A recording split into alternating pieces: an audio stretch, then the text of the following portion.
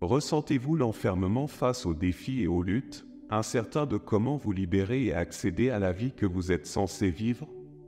Vous n'êtes pas seul. Aujourd'hui, nous plongeons dans les 6 obstacles qui pourraient vous retenir d'une vie épanouie, de la peur qui paralyse vos pas à l'orgueil qui obscurcit votre chemin. Vous connaissez les murs de Jéricho? Tout comme ces barrières antiques se sont effondrées devant la foi de Josué, nous explorerons comment votre foi peut faire tomber les murs qui vous retiennent. Êtes-vous prêt à affronter ces géants et à marcher avec confiance vers votre terre promise? Détruisons ensemble ces obstacles. Je guiderai une prière puissante avec vous au nom redoutable de Jésus. Alors, restez avec nous jusqu'à la fin de la vidéo et soyez réceptifs pour accueillir ces bénédictions dans vos cœurs. Notre attention se portera sur 6 obstacles majeurs qui nous confinent souvent et nous éloignent de la vie abondante que Dieu veut pour nous. Nous chercherons des moyens de briser ces barrières et d'entrer dans la destinée que Dieu a prévue pour nous. Rappelez-vous l'histoire de la rencontre de Josué et des Israélites avec les imposants murs de Jéricho. Il semblait insurmontable de faire tomber ces barrières à ce moment-là. Mais gardez à l'esprit que c'est l'Esprit du Seigneur, et non la force ou l'ingéniosité des humains, qui a fait tomber ces murs. Le peuple poussa des cris, les prêtres sonnèrent des trompettes. Lorsque le peuple entendit le son des trompettes, il poussa de grands cris. Le mur s'écroula, le peuple monta dans la ville, chacun devant soi, et ils prirent la ville. C'est ce que décrit le livre de Josué 6, verset 20, concernant l'effondrement miraculeux des murs de Jéricho. Ensuite, chaque homme marcha devant l'autre, et le peuple avança dans la ville et la prit. Ce récit biblique remarquable nous rappelle que même les défis les plus redoutables peuvent être surmontés si nous avons la foi et suivons les instructions de Dieu. Lorsque nous sommes en accord avec le plan de Dieu, nous pouvons observer des percées majeures dans notre vie, tout comme les Israélites ont vu les forts murs de Jéricho s'écrouler. Rappelez-vous que lorsque les murs de Jéricho se sont effondrés, ce ne sont pas seulement les briques et les pierres qui sont tombées, mais aussi les forteresses de la peur, de la privation et de l'impossibilité. En abattant les obstacles que nous allons examiner sur un plan spirituel et mental, nous créons également de l'espace pour que les murs concrets et physiques s'effondrent. Les barrières et les défis qui semblaient auparavant insurmontables se transforment en marche vers un dessein plus noble. Que cette réflexion vous illumine alors que nous travaillons à abattre chaque obstacle se dressant sur notre chemin vers la vie abondante que Dieu a pour chacun de nous. Numéro 1, le mur de l'indifférence. Mes amis, la tiédeur ou la satisfaction représente un niveau dangereusement bas d'apathie spirituelle. Considérez l'Église de Laodicée, critiquée pour sa paresse. Dieu trouvait cela répugnant, qu'ils étaient apathiques, ni brûlants de désir ni froids dans le rejet. Dieu répond à cela dans Apocalypse 3, versets 15 à 16, déclarant « Je connais tes œuvres. Je sais que tu n'es ni froid ni bouillant. Puisses-tu être froid ou bouillant? Ainsi, parce que tu es tiède et que tu n'es ni bouillant ni froid, je te vomirai de ma bouche. » Cette illustration frappante sert de rappel sévère du point de vue de Dieu sur la complaisance spirituelle. Un mur d'indifférence nous empêche de vivre pleinement le pouvoir transformationnel de Dieu. Nos chemins spirituels peuvent parfois s'arrêter, un moment de progrès limité. Nous sommes à l'aise là où nous sommes et n'aspirons plus à avancer. Nous risquons de passer à côté des expériences plus profondes avec Dieu et des appels plus importants à cause de ce mur de complaisance. Il nous expose à une détérioration spirituelle. Comment abattons-nous ce mur? Pour commencer, nous devons prendre conscience du risque d'atrophie spirituelle et éprouver un plus grand désir pour Dieu. Nous pouvons raviver notre enthousiasme par la prière, le jeûne, la lecture de la parole de Dieu et le temps passé en compagnie du Saint-Esprit. Abattez la barrière de la complaisance en renouvelant votre passion pour Dieu et votre désir de développement spirituel avec la même ferveur qu'un cerf soupire après les courants d'eau. Cela est bien exprimé dans le psaume 42, verset 1, comme une biche soupire après des cours d'eau, ainsi mon âme soupire après toi, ô Dieu.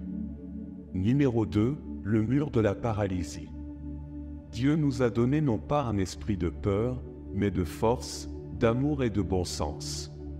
Le message du Seigneur se trouve dans 2 Timothée 1, verset 7.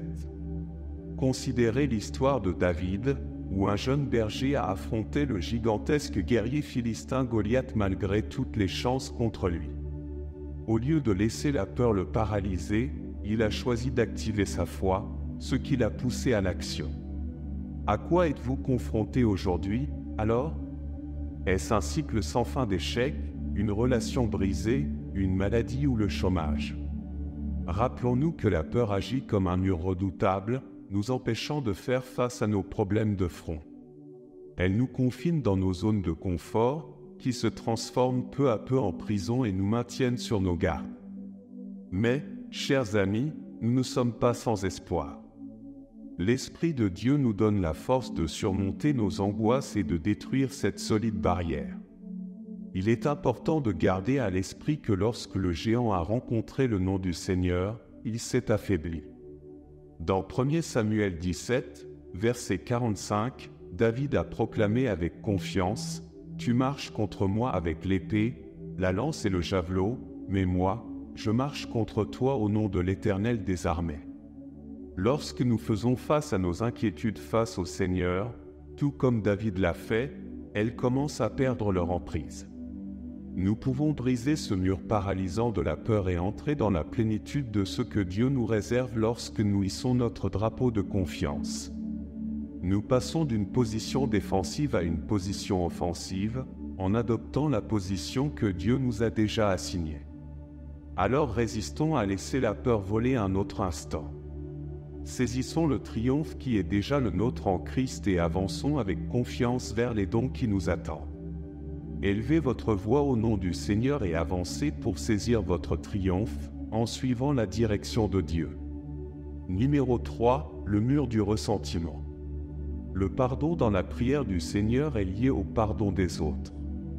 L'Écriture dit dans Matthieu 6, verset 12, « Pardonne-nous nos offenses, comme nous pardonnons aussi à ceux qui nous ont offensés. » Cette idée est bien illustrée par la parabole du serviteur impitoyable trouvée dans Matthieu 18, versets 21 à 35.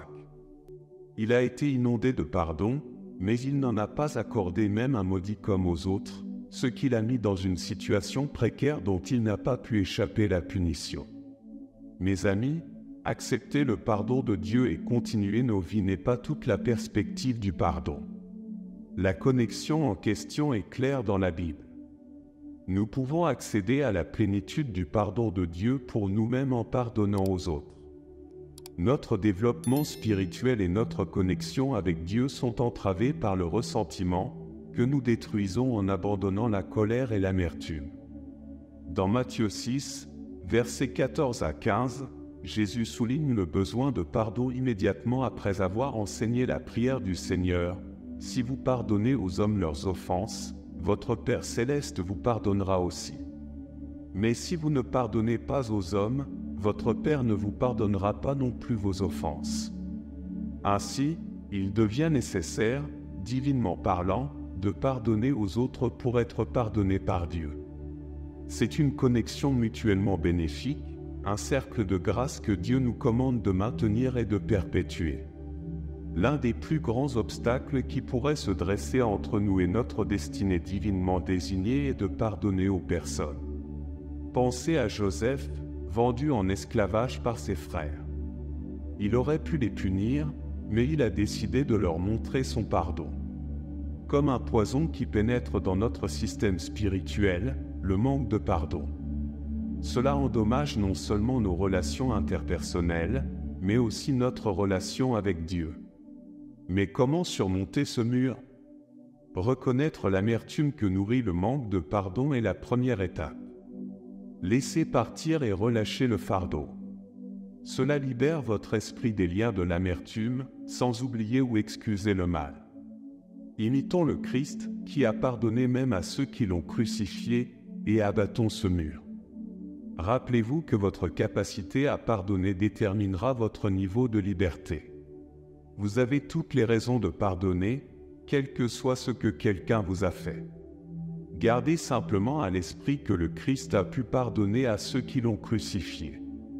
Vous les libérez, ainsi que vous-même, en leur pardonnant. Numéro 4, le mur de l'incertitude. Jacques 1, verset 6, déclare « Mais qu'il la demande avec foi, sans douter, car celui qui doute est semblable au flot de la mer, agité par le vent et poussé de côté et d'autre. Comme une feuille tremblant au vent, le doute introduit l'instabilité et érode les fondements de la confiance. Lorsque l'incertitude a obscurci son jugement, Pierre, qui avait d'abord osé marcher sur l'eau, a commencé à sombrer. Il s'est noyé dans les mers agitées dès qu'il a détourné son regard de Jésus. Combien de fois avez-vous laissé l'incertitude vous conduire à ne pas faire confiance aux promesses de Dieu pour vous retrouver noyé dans les difficultés?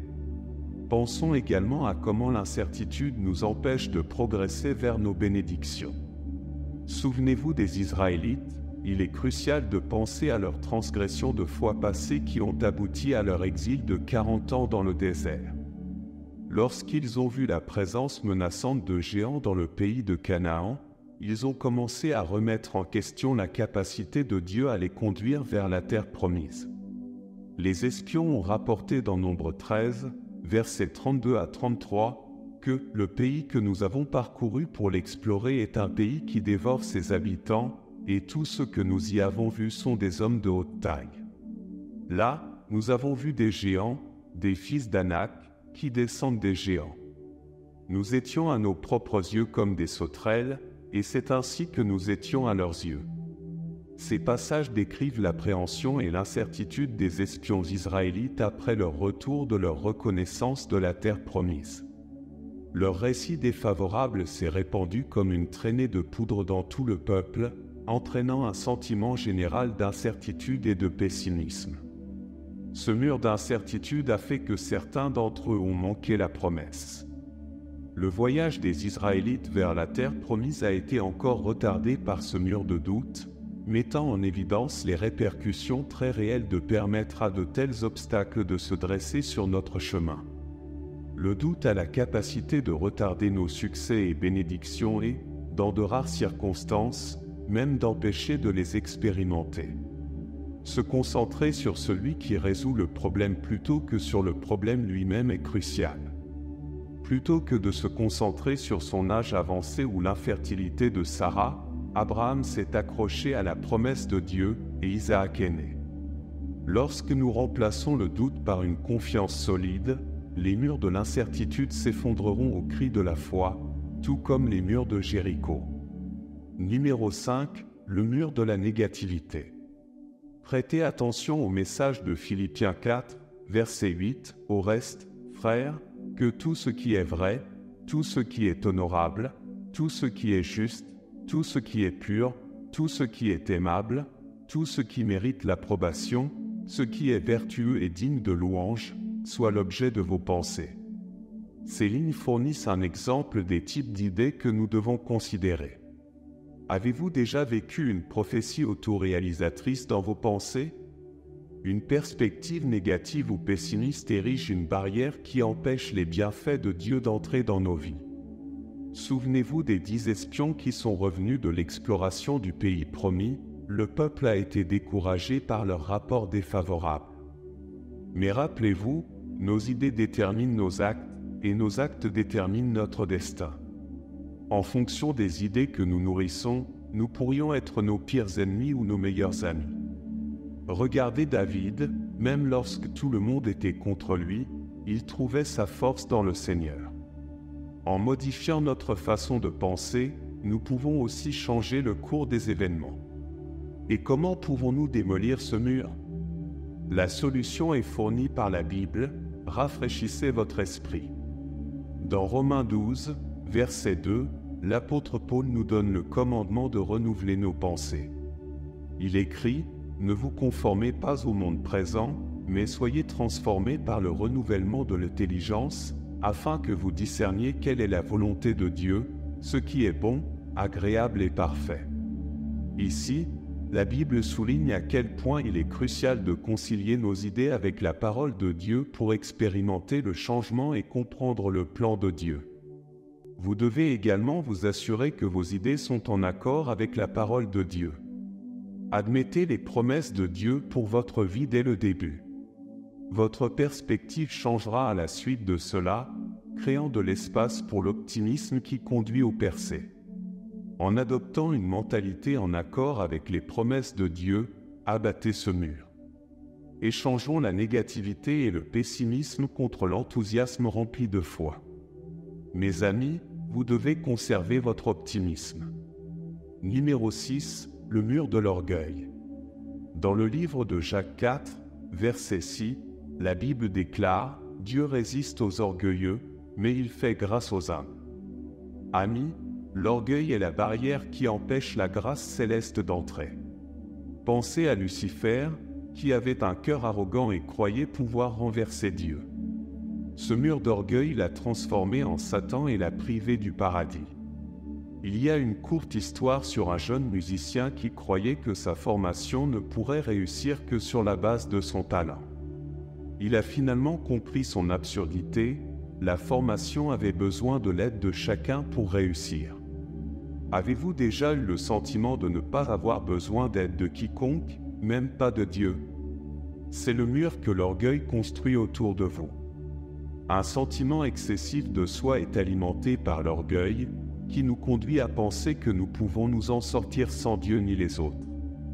Cela peut également se manifester par une résistance à admettre nos erreurs ou nos échecs. Ce genre de pensée nous éloigne non seulement des autres qui nous aiment, mais il entrave aussi notre développement spirituel et nous empêche d'accepter tous les dons de Dieu pour notre vie. Mais le mur de l'orgueil peut tomber, mes chers amis. L'histoire du roi Nebuchadnezzar en offre une illustration frappante. Il a dû perdre son empire et vivre comme un animal pour apprendre l'humilité de manière dure. Dieu l'a guéri lorsqu'il s'est humilié. Il est impératif que nous reconnaissions que toutes nos bénédictions, notre talent, notre prospérité et tout le reste viennent de la faveur de Dieu. Abattez la barrière de l'arrogance en développant une attitude humble et en réalisant notre dépendance envers Dieu et les autres. Savoir que tout ce que nous possédons et tout ce que nous sommes provient d'une puissance plus grande que nous est l'essence même de la véritable humilité. Utilisons la sagesse de Proverbe 22, verset 4, « C'est par l'humilité et la crainte de l'Éternel que les richesses, la gloire et la vie se trouvent lorsque nous faisons face au mur de l'orgueil. » Être modeste, c'est attribuer à chacun ce qui lui revient, sans minimiser nos capacités ou notre valeur. Prenez conscience que les compétences que vous possédez sont des dons de Dieu destinés à vous aider à accomplir sa volonté et à bénéficier aux autres. Reconnaissez le rôle que les personnes qui vous soutiennent ont joué dans votre chemin. En ce sens, nous comprenons la communauté dans laquelle Dieu nous a placés ainsi que notre dépendance. En abattant les barrières que crée l'orgueil, l'humilité nous aide à développer une relation saine avec Dieu et nous permet de vivre en accord avec la volonté de Dieu et les besoins des personnes qui nous entourent. Il est temps de marcher autour de vos murs de Jéricho et, au puissant nom de Jésus, de faire tomber chaque mur. Comme les murs de Jéricho, toutes les barrières doivent s'effondrer. Puisse Dieu faire tomber vos murs et vous permettre d'entrer dans la liberté et l'accomplissement qu'il a prévu pour vous. N'oubliez jamais qu'avec Dieu à nos côtés, aucun mur n'est trop haut ni aucune barrière trop puissante. Maintenant, à tous ceux qui entendent ma voix, poursuivons le réconfort et les conseils que seul notre Seigneur peut offrir.